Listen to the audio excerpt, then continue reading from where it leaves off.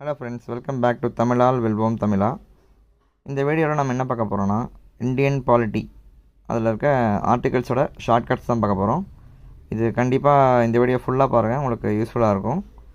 First பார்த்தீங்கன்னா article 352. Article 352 என்ன சொல்லுதுன்னா, நேஷ்னல் எமர்ஜென்சி, தேசிய அவசர நிலை.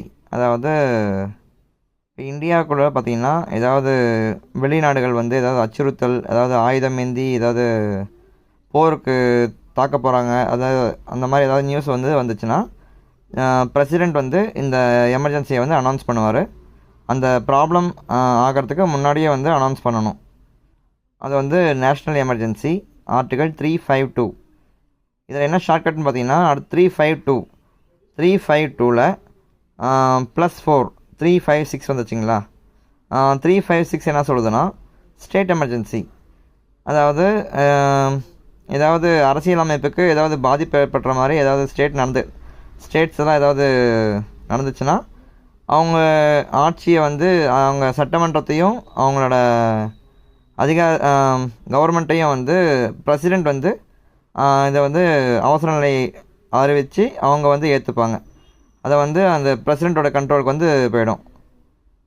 சரிங்களா. அது வந்து ஆர்டிகல் 356. அடுத்து பார்த்திங்கன்னா ஆர்டிகல் 360. ஆர்டிகல் 360 என்ன சொல்லுதுன்னா, ஃபினான்ஷியல் எமர்ஜென்சி, நிதி அவசர நிலை.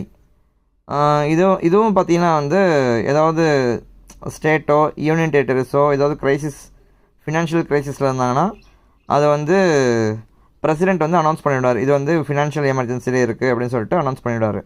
இந்த 3 ஆர்டிக்கிளும் பார்த்திங்கன்னா பிரசிடெண்ட்டோட ஒப்புதல் மூலிமா தான் அறிவிக்க முடியும். பிரசிடெண்ட் வந்து அனௌன்ஸ் பண்ணி அவரோட கையில் எடுத்துப்பார் இந்த எமர்ஜென்சி சுச்சுவேஷனில்.